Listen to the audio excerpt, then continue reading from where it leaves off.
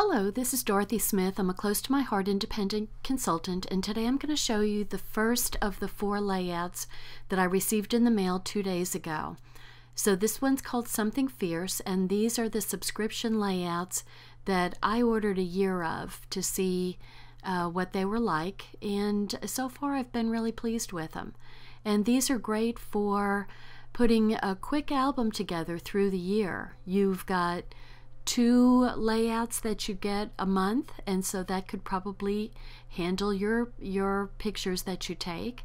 And so you could make a 24 2-page layout, so 48 pages of an album in a year's time. And these layouts took me let me see, about 35 minutes to put together. Actually, not even that long, about 32 minutes. And although I look like I'm moving in slow motion here, so you could probably move faster. So what I do when I've got the couple of layouts is I separate the pieces. Now these all come with pre-cut pieces. The backgrounds are pre-printed, and that blue square is part of the paper, and so is the pink scallop hills and valleys there. And so the best thing to do is to put the pieces on the particular layout so you get least amount of confusion when you're putting them together. So I'm going to put those pieces with number 2 layout there and put that over to the side. And what you get with these are stickers. So it says layout 1 and layout 2 stickers. And so I'm going to put the layout 1 with the pink, and the layout 2, the wild child, is going to go over on the second layout. And then also the die cuts, the punch out letters and pieces, also have layout 1 and layout 2. So I kind of put them with their little pile just to keep things easier to handle, less confusing. And see that green square, he keeps on popping up wherever. He doesn't want to stay with his group. So these letters are really easy to punch out, and so I'm just going to go ahead and punch them out and kind of lay them out and follow the curvature of the scallop there, and which is sort of what they show in the instructions. I mean, the instructions are so simple. It's always good to read them because there's not that many words, but you can just look at the pictures and know what to do. And there's something to be said for no-brainer scrapbook pages sometimes. Sometimes you want to get challenged, but sometimes you don't. Sometimes you don't have the time or the energy to be challenged. And these scrapbook layouts, or for those of us who don't have the time, I have more time now because I'm retired, but I worked for a lot of years, and 34 years. And so I can tell you, working and having a child, there was no time. So, I mean, I was just running to try to keep up with myself. So these are the kind of scrapbook layouts that are perfect for someone in that situation. So I'm just punching out everything that I need so that one piece of paper can go away and all the little pieces are where they're supposed to be. So that's empty, it's going in the trash. And then I'll probably I end up using some pop-ups on the stars just to add, and that little bubble there, just to add some dimension and a little bit of interest. So don't you love how that green square just shows up? So like I said, the instructions are so easy. All you really have to do is look at the picture. And now if I had read the instructions, that banner actually goes underneath the stars, but who cares? It doesn't really matter, right? So, and that star goes up there, and then a little star goes by its side. and that one goes in one of the valleys of the scallops. And so I always keep some scrap paper handy when I'm doing this, because I put the letters down with the Tombow, my Tombow adhesive, and there's always kind of an overrun because the letters aren't ½ an inch wide, and so there's always going to be some overrun. So to keep my work area a little bit less sticky, I keep that little scrap pads close by. So these letters look like a young kid. You know, they just have a very basic look to them, which is, that's cute. That's perfect for little kids. So I'm getting my hooray up there. And, what I like is, like I said, these are basic layouts. So if you want to add more embellishment to them, you can. If you want to distress the edges with either ink or sanding, you could totally do that. But when I show these, I have a tendency to show them as the instructions say, so things don't get too confusing for some people. So anyway, here I am putting it together. And I'm missing one piece, which I haven't realized yet. But there needs to be a gray piece that goes on top of that one gray. But I think it's over with the layout too. Probably because I didn't read the instructions, right?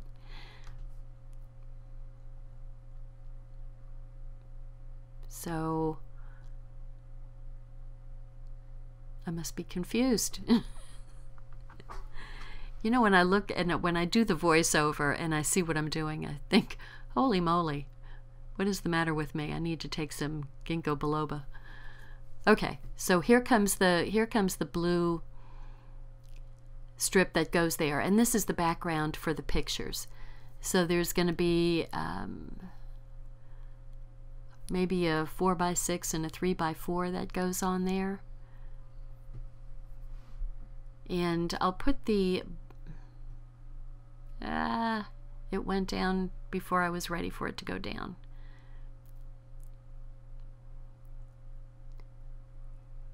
And it pulled up some of the paper. It's real dry here right now, so I think there's a lot of static electricity. You know how it gets so dry in the winter, there's a lot of static, and I think the paper sucks up to the paper above it. So I'm going to add some dimensional squares to the bubble and to the stars, and I had some left over from a shaker window card, the inside squares, which I totally love, and I've got to go get some more, find some more sheets of them to keep in where I do my videos. So, because I end up having to use the tape and cut it off, and boy have I gotten spoiled by those extra squares. So it didn't take long at all. So the bubble kind of goes over the picture a little bit, so I did want to pop it up a little to stand away from the picture, and there's a little banner that gets tucked under the thought bubble, and then there are some stars. You can't see it in the instructions. I've got the instructions out of sight. But the stars are going to get popped up too, just for interest's sake, some dimension. So I always like to add, I was never one to add dimension, and now it's like I have to add dimension to everything. So it really does add interest to the whole layout. It's very subtle, but it does add interest. It's just like adding distressing to the outside edges of the papers. Adds interest, but that's not the in vogue thing like it used to be. But some of my girls still like to do it because they enjoy it, for one thing, and they like that it adds its own detail to the whole page. So now, once again, I'm going to, like I did with Hooray, I'm going to follow the general line of the pink scallop there and kind of go on a curve. Nothing, you know, super obvious, but just enough. One thing that's nice about that is you don't have to get things perfectly straight. So, you know, I'm all for that. So I'm just kind of following the curve and quickly running out of unsticky space. Need another sheet. I stopped for a second there. So as we continue it, there must have been a glitch in the computer that the whole thing stopped. So I kind of like how these letters still have the insides on the O's and D's and A's, and it just adds kind of a childlike thing. So see, I'm kind of following the curve. Well, sort of. Maybe more. A little bit. So I need to get all my stars on and put a little pop dot on it. And this one's close to being finished. Now, just so you know, the entire time that it took to do both of these pages was 17 and 14. So that's 31 minutes for me to do all the detail work on this, the little bit of detail work that there is. So that just kind of gives you an idea of how much time it really does take. I think I told you it would take between 30 and 40 minutes, and sure enough it did. It was 31 minutes, and I have my video speeded up a little bit, so if you can move faster than I can, which probably any of you can, it might take even less time. And so there is basically the layout for layout 1.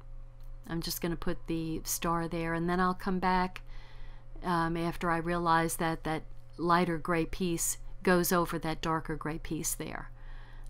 So that's pretty much what it looks like. And then I'll come back and put the placeholders for the pictures so that you can remember what size picture goes where.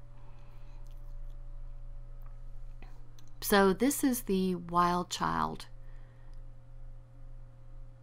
layout number 2.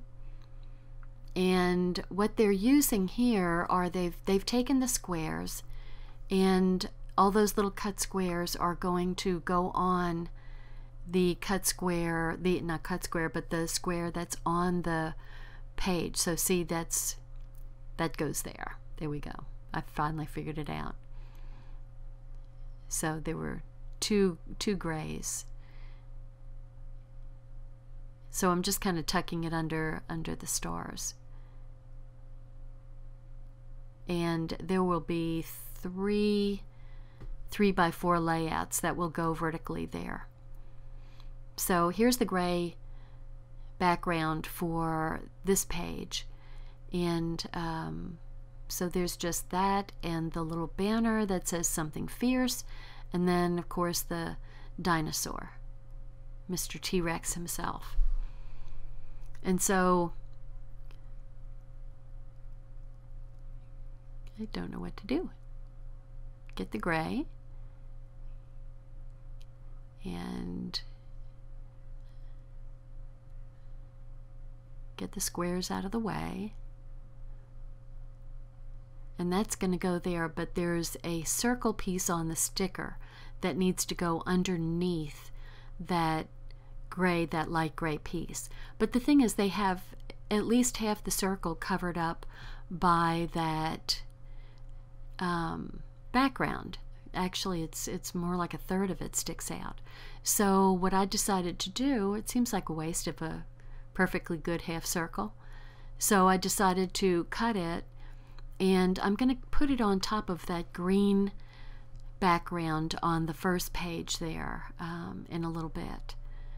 But it seemed like nobody can see that nice round circle, that full round circle under there. So I'm just going to go ahead and put that element over on the other side also.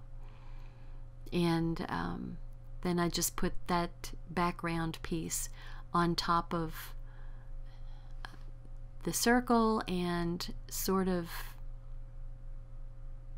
in the middle of the page itself. And so, you know, that paper just kind of sticks pretty darn quickly, so you have to kind of lay it down fast and hope that you're in the right place.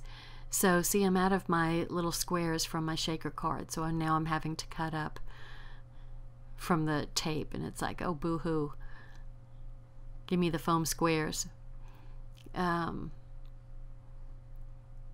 You get spoiled really fast with those foam squares, I tell you. So these are going to be, so like the blue is going to go on the blue, and the gray is going to go on the gray, and the black is going to go on the black, and a blue up there, and green is going to go on the green.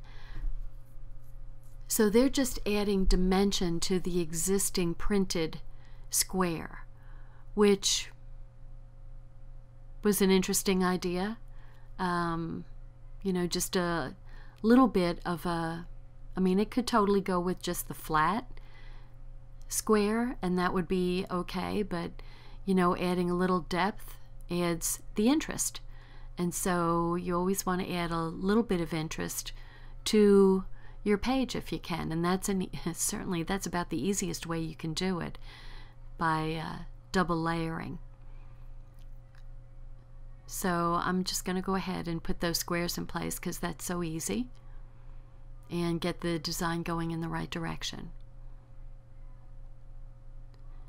So, and some of these, I think 2 of the boxes get a little element of interest. One gets a star, I believe, and one gets an arrow.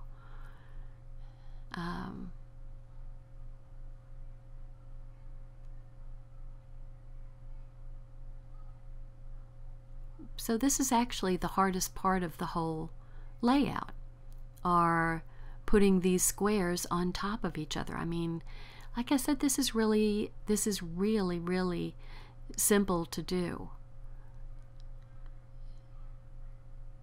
So I have to cut that off.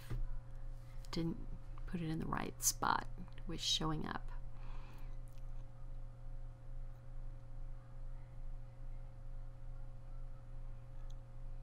So there we go. Now the banner and the dinosaur, the dinosaur is going to kind of be standing over the pictures, and the banner is going to go on top of that circle. So I'm adding some dimension to the banner. So I'm going to put 2 little pieces at each end, and that will go across that little half moon, and then the dinosaur is going to stand over the picture. So I wanted to add some dimension to him, lift him up a little bit so the picture could kind of go under the dinosaur.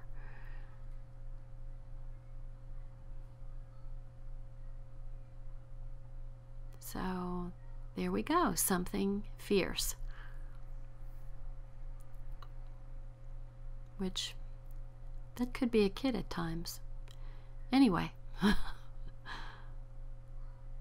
there goes a cactus, and here comes the dinosaur.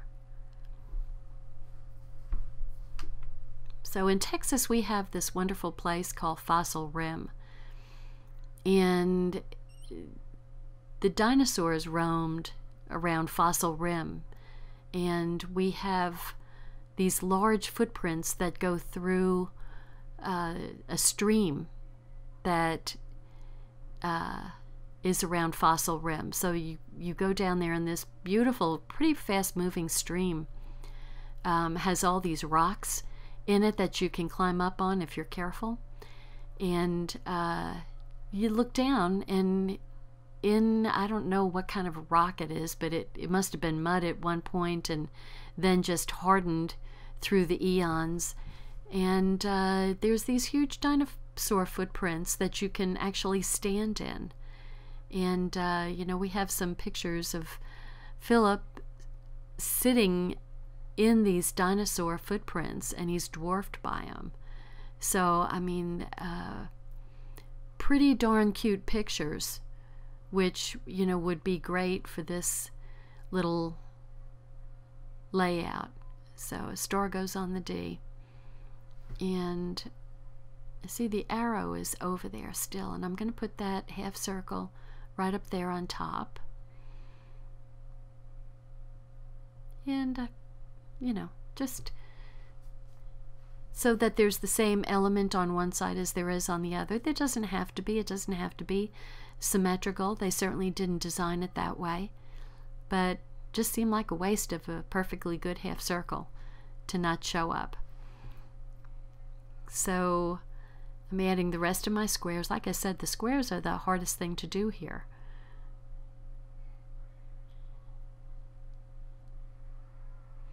I have to go find some more squares that are already cut. I really do like those. I will, below the video, I will put the information for the subscription. And, you know, it's really kind of fun to go and get a box in the mail and open it up and have these little craft projects that can be done. You can, you know, pull out one and do one, and, you know, you don't have to do all of them at one time. If you order the year, if you order it by the month, then you just get one a month, and that kind of keeps you regulated to do one a month. And all you have to do is set 30 minutes aside somewhere along the way while you're waiting for the clothes to dry, and put these together. Just keep some Tombow on hand, and maybe some foam squares, and that's all you're going to need.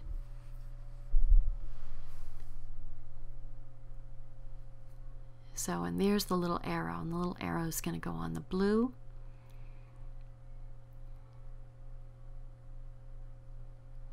And then we're almost finished here.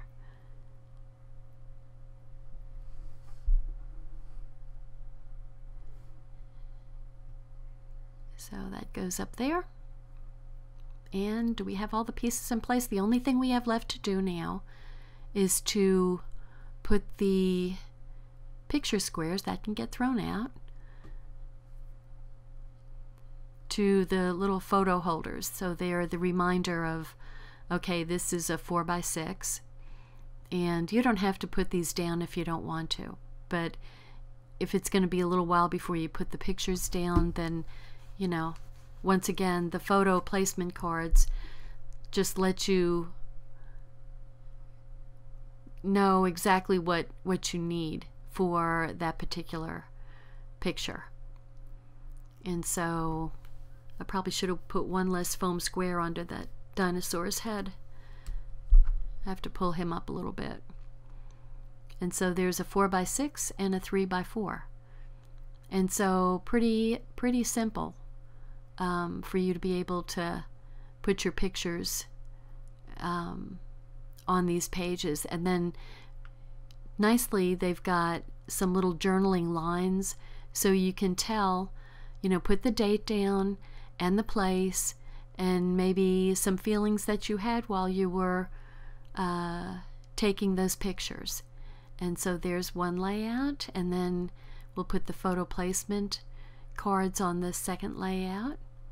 And so that's going to be the 3x4s on that page, but this page is going to get two 4x4s. And so there we go. It kind of squeezes under the stars. And then I'll have to pull that bubble up a little bit to put the other 4x4 in place. And so the 4x4 is just going to be, you're going to have some 4x6, two 4x6s that you cut some of the extraneous stuff off. And if you think you can't, believe me, most of us take way more on the outside of our pictures than we really need to. So when you're cutting your pictures up, when you're cropping your pictures, start looking at what's really important in the picture.